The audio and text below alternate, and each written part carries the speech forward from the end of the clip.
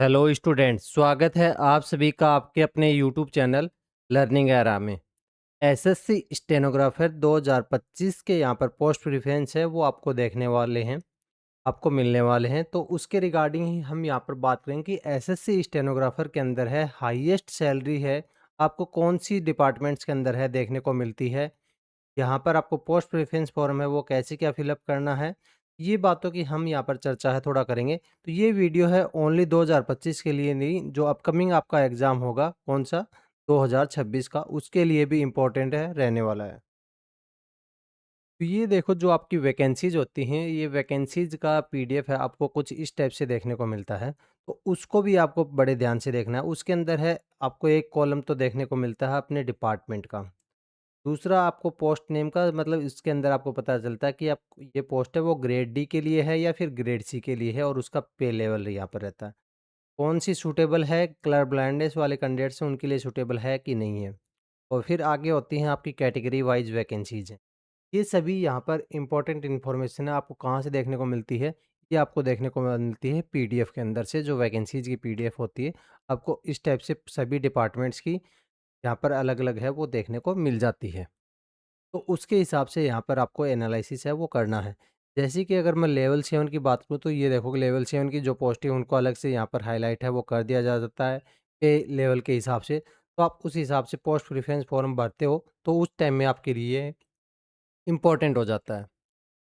अब यहाँ पर हम इसके अंदर बात करें तो ग्रेड डी के अंदर जो पोस्टें आती हैं आपकी मेनली वो होती हैं 2400 ग्रेड पे की, जिसके अंदर है अराउंड अगर हम सैलरी रेंज बात करें तो 45 से लेके 50,000 की यहाँ पर सैलरी रेंज है, वो आपको देखने को मिलती है। अब इसके अंदर है रेंज क्यों लिखा हुआ? क्योंकि रेंज है यहाँ पर लोकेशन वाइज़ है वो रेंज है वो थोड़ी-सी वैरी कर जाती है। और थोड़ी डिपार्टमेंट वाइज़ भी। तो इसलिए यहाँ पर ये रेंज है लिखी गई है। ग्रेड सी के अंदर 4200 ग्रेड पे वाली जॉब है उनके अंदर है मिलती है आपको 70 से 75,000 की सैलरी आपको देखने को मिल जाती है। जो सबसे हाईएस्ट आपको देखने को मिलती है जो लेवल 7 वाली होती हैं, 4600 ग्रेड पे वाली, उसके अंदर है 80 से 85,000 सैलरी है ऑन एन एवरेज आपको देखने को मिल जाती है। कुछ के अंदर है आपको कुछ स्पेशल केस सिनेरियो के अंदर इससे ज़्यादा भी देखने को मिल जाती है। वो भी हम यहाँ पर इस वीडियो के अंदर है देखने वाले हैं। अब बात करते हैं कि जो हाईएस्ट सैलरी पेइंग डिपार्टमेंट हैं, वो आपको कौन से देखने को मिलते हैं। सबसे ज़्यादा हाईएस्ट सैलरी है, वो आपको एमईए के अंदर देखने को मिलती है। पर इसके अंदर है आपको यहाँ पर जो पोस्टिंग है, वो ज़्यादा मैटर करती है। जैसे पोस्टिंग आपकी कभी इंडिया के अंदर है, तो आपको थोड़ी कम सैलरी देखने को मिल जाती है। वहीं पर आपको अगर अदर कंट्रीज़ के अंदर जा रही है, तो वहाँ पे सैलरी आपको स्ट्रक्चर ज़्यादा देखने को मिलता है। फिर उसके अंदर भी तो कंट्री टू कंट्री है, वो आपको डिपेंड कर जाता है। कि आप एशिया के अंदर अगर कहीं जा रहे हो तो अलग आपको अलग सैलरी मिलेगी। अफ्रीका के अंदर अगर जा रहे हो तो कहीं अलग सैलरी मिलेगी। यूरोप के अंदर अगर आपकी पोस्टिंग है तो आपको अलग सैलरी मिलेगी। नॉर्थ अमेरिका के अंदर हो तो आपको अलग सैलरी मिलेगी। तो यहाँ पर जो कॉन्टिनेंट के हिसाब से या कहें या कंट्री के हिसाब से लिविंग स्टैंडर्ड होते हैं कंट्री के, उस हिसाब से यहाँ पर सैलरी स्ट्रक्चर है वो डिफ़ाइन होता है। तो उसके हिसाब से सबसे ज़्यादा सैलरी है वो आपको एमईए के अंदर देखने को मिलती है। पर यहाँ पर जो अगर हम जॉब स्टेबिलिटी की बात करें, स्टेबिलिटी नहीं बोलेंगे, मतलब यहाँ पर थोड़े से फैमिली वाली जॉब है वो आपको थोड़ी कम देखने को मिलती है, क्योंकि इसके अंदर है ट्रांसफ़र है वो थोड़े से आपको फ्रीक्वेंटली है देखने को मिल जाते हैं। ये नहीं कि आप एक ही कंट्री के अंदर है यहाँ पर 10 साल 15 साल यहाँ पर जॉब कर रहे हो, नहीं ऐसा कुछ सिनेरियो आपको यहाँ पर नहीं देखने को मिलता है। तो अगर अगर आप फैमिली के साथ में रहना चाहते हो तो उसके लिए यहाँ थोड़ा सूटेबल है, आपके लिए नहीं देखने को मिल जाता है। फिर हमारी जो नेक्स्ट पोस्ट निकल के आती है वो कौन-सी है, वो है election commission of India. Election commission of India के अंदर है, आपको पता होगा कि सारी जॉब हैं वो आपको इंडिया के अंदर ही देखने को मिलती आती ती हैं। इसके अंदर दिल्ली अगर आप लेना चाहते हो तो दिल्ली है वो अवेलेबल रहता है। वो आपके मार्क्स के ऊपर है, यहाँ पर पोस्ट एलोकेशन होती है उसके ऊपर डिपेंड करेगा। फिर जो नेक्स्ट पोस्ट आती है वो है सीवीसी, मतलब हो गया सेंट्रल विजिलेंस कमीशन के अंडर वाली पोस्ट है, वो आपको देखने को मिल जाती है। अब नेक्स्ट पोस्ट है आती है आर्म पोस्ट के अंदर एएफएचक्यू, आर्म फोर्स हेडक्वार्टर के अंदर। तो ये जो हेडक्वार्टर्स होते हैं इनकी लोकेशन के अकॉर्डिंग है यहाँ पर सैलरी स्ट्रक्चर है वो आपका अलग अलग डिफाइन हो सकता है। फिक्स फैक्टर के अकॉर्डिंग है सैलरी है वो थोड़ी अप डाउन आपको देखने को मिल जाती है इसके अंदर। अब इसके बाद में आता है और भी जो रेपुटेटेड पोस्ट है वो है आपकी आईबी इंटेलिजेंस ब्यूरो के अंदर है। तो इसके अंदर भी आपको हाई सैलरी है वो आपको देखने को मिल जाती है। तो ये जो टॉप 5 डिपार्टमेंट्स हैं इनके अंदर है आपको हाईएस्ट सैलरी है वो यहाँ पर देखने को मिलती है एसएससी स्टेनोग्राफर के अंदर। अगर आप इनके लिए एलिजिबल हैं तो यहाँ पर इनको प्रेफ़रेंस के ऑर्डर के अंदर है टॉप प्रायोरिटी देना कंसीडर कर सकते हैं। अगर आपके लिए सबसे ज़्यादा इम्पोर्टेंट है, आपको सैलरी स्ट्रक्चर आपका सबसे ज़्यादा इम्पोर्टेंट है, तो इनको यहाँ पर प्रेफ़रेंस ऑर्डर के अंदर है, हायर प्रायोरिटी के अंदर है, आप यहाँ पर रख सकते हैं। अब हम बात करते हैं कि इनके अंदर है, अगर एसएससी स्टेनोग्राफ़र के अंदर बात करें तो यहाँ पर अभी तक हमें कोई रिज़र्व लिस्ट है वो नहीं देखने को मिलती है। तो इसलिए हमारी कैंडिडेट से अर्ज़ है, जो भी कैंडिडेट्स हैं पहले से यहाँ पर सेलेक्टेड हैं या फिर कोई दूसरे डिपार्टमेंट्स के अंदर सेलेक्टेड है, उनको मनपसंद एक डिपार्टमेंट चाहिए, तो वो खाली क्या करें कि यहाँ पर जो डिपार्टमेंट्स उनके अंदर है जहाँ पर जाना है, तो वही डिपार्टमेंट्स है पोस्ट प्रेफ़रेंस के अंदर है भरें, बाकी के डिपार्टमेंट्स के अंदर है आपको ब्लैंक छोड़ देना है। क्योंकि अगर आपको वहाँ पर पोस्ट मिल रही है तो ठीक वेल एंड गुड आपको यहाँ पर मिल जाएगी। अगर आपको नहीं मिल रही है, अगर आपने सभी डिपार्टमेंट भर दिए और उससे नीचे वाले डिपार्टमेंट के अंदर पोस्टिंग मिल गई, तो वो क्या होगी कि एक कैंडिडेट से आपके जो फेलो ब्रदर एंड सिस्टर हैं, उनकी पोस्ट है यहाँ पर आपको मिल जाएगी। तो फिर क्या होगा कि आप उस पोस्ट को लोगे नहीं, क्योंकि आप पहले से उससे अच्छी पोस्ट के अंदर है सिक्योर्ड हो। तो उन फेलो ब्रदर एंड सिस्टर्स की यहाँ पर जॉब है, ये मानो कि एक तरह से आपने छिन जाएगी आपके द्वारा। तो इसलिए उनकी हेल्प के लिए आपको यही करना है कि आपके अगर पहले से जॉब लगी हुई है, तो आपको जो एक पर्टिकुलर डिपार्टमेंट के अंदर जाना है, तो वही डिपार्टमेंट है आप यहाँ पर फ़िल करो। अगर आप अपनी जॉब से सैटिस्फाइड हो, तो उसके यहाँ पर रहो।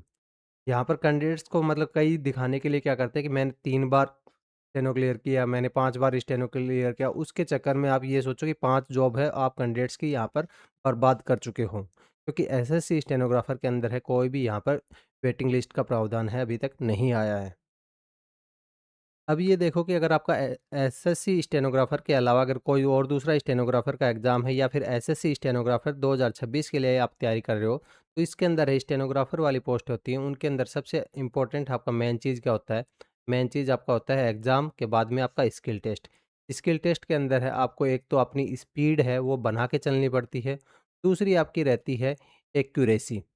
तो एक्यूरेसी और स्पीड को यहाँ पर आपको इम्प्रूव करना है और उसकी एक ही सॉल्यूशन होता है, आपको प्रैक्टिस एंड प्रैक्टिस, सबसे ज़्यादा है ज़्यादा प्रैक्टिस है वो करनी है। और प्रैक्टिस भी किन की करनी है, जो भी पॉपुलर बुक्स हैं जहाँ से कंटेंट हमें देखने को मिलता है, उनकी यहाँ पर आपको प्रैक्टिस है वो करनी रहती है। जैसे कि हो गया कैलाश चंद्रा हो गया, प्रोग्रेसिव हो गया इंग्लिश के अंदर। अगर हिंदी के अंदर बात करें तो रामधारी हो गया, आनंद पत्रिका हो गया। तो इन सभी की डिक्टेशंस है वो हम यहाँ पर प्रोवाइड कर रहे हैं। अब आप ये सोचोगे ओनली डिक्टेशन, नहीं, डिक्टेशंस के बाद में आपको ट्रांसक्रिप्शन की फैसिलिटी है वो भी देखने को मिलेगी, रिजल्ट है वो भी आपको देखने को मिलेगा। डिक्टेशन भी यहाँ पर वेरिएबल स्पीड के अंदर आपको देखने को मिलेगी, मतलब 50 डब्ल्यूपीएम से लेके 170 डब्ल्यूपीएम तक जितनी स्पीड में चाहो आप उतनी स्पीड में सुन के यहाँ पर आउटलाइन है वो ड्रॉ करनी है और ट्रांसक्रिप्शन है अपना स्टार्ट करना है। ट्रांसक्रिप्शन स्टार्ट करने के बाद में सबमिट फॉर एनालिसिस करना है या फिर अपना टाइमर अप होने के बाद में ऑटो सबमिट हो जाएगा। जैसे ही आपका ट्रांसक्रिप्शन का रिजल्ट आएगा, आपको इस टाइप से डिटेल रिजल्ट पेज है देखने को मिलेगा, जिसके अंदर स्पीड रहेगी, एक्यूरेसी होगी, आपका प्रोग्रेस रहेगा, एरर एनालिटिकल पार्ट रहेगा कि आपने कौन-कौन से टाइप के कितने-कितने एरर किए हैं और कौन-सा वर्ड आपने गलत लिखा है। और ये पैसेज की फॉर्मेट के अंदर है, कलर कोडिंग के थ्रू हाइलाइट किया गया है कि आपको एक्यूरेट पता लग जाए कि कौन-सी लाइन के अंदर है, कौन से सेंटेंस के अंदर है, आपने क्या मिस्टेक करी थी। ताकि आप अपना इम्प्रूवमेंट है वो अच्छे से कर पाओ और नेक्स्ट टाइम यहाँ पर आप प्रैक्टिस करो, तो उसके अंदर है आप अपनी स्पीड और एक्यूरेसी उसको इम्प्रूव कर पाओ। ये ओरिजिनल पैसेज रहता है राइट साइड के अंदर जो आपको डिक्टेशन के अंदर है बोला गया है। तो इस तरीके से इंटरफेस के द्वारा है आपको विदिन मिनट्स के अंदर ही आप अपना पूरी डिक्टेशन का एनालिसिस है वो कर पाओगे। अदरवाइज़ कैंडिडेट्स का क्या होता है कि अगर फ्रीली यूट्यूब के थ्रू भी कहीं से भी आप डिक्टेशन सुन लेते हो, आउटलाइन ड्रॉ कर लेते हो, उसके बाद में यहाँ पर आपका रिजल्ट के अंदर है, चेकिंग के अंदर है, हर एक डिक्टेशन के अंदर है आपके 1 से 2 घंटे है वो खराब हो जाते हैं और उसके अंदर है अगर आपके 1 से 2 घंटे बचेंगे तो उसके अंदर क्या करोगे आप यहाँ पर ज़्यादा से ज़्यादा है प्रैक्टिस कर पाओगे। तो मतलब जो कैंडिडेट ज़्यादा से ज़्यादा प्रैक्टिस करेगा उसी की ज़्यादा स्पीड है आपको देखने को मिलेगी, एक्यूरेसी है वो अच्छी रहेगी। क्योंकि वैसे तो फिक्स्ड स्पीड माँगी जाती है पर फ्लक्चुएशन है वो आपको एग्ज़ाम के अंदर है देखने को मिलता है। कंटेंट का लेवल है वो अप एंड डाउन है वो आपको देखने को मिल जाता है। स्पीड और एक्यूरेसी है वो एग्ज़ाम प्रेशर की एंग्ज़ायटी की वजह से हर एक कैंडिडेट्स की वो अप डाउन यहाँ पर होती रहती है। तो ये सभी पॉइंट्स हैं वो आपको इफ़ेक्ट ना करें, इसलिए आपको यहाँ पर 10 से 15% स्पीड का यहाँ पर मार्जिन है वो लेके चलना रहता है पहले से। और बाकी ये अदर फीचर्स हैं आपको देखने को मिल जाएँगे कि ये सभी डिक्टेशंस आपके लिए अवेलेबल रहेंगी, बुक्स आपके लिए अवेलेबल रहेंगी। हर एक डिक्टेशन का आप जितनी बार चाहो उतनी बार है अटेम्प्ट कर पाओगे। स्पीड है वो वेरिएबल की फॉर्म में रहेगी, चाहे आप बिगिनर लेवल हो, चाहे आप इंटरमीडिएट लेवल हो, चाहे आप एडवांस लेवल हो, सभी के लिए ये सूटेबल रहने वाला है। एक्चुअल एग्ज़ाम इंटरफ़ेस होगा ताकि आपको ट्रांसक्रिप्शन की मैटर की फैसिलिटी है देखने को मिले।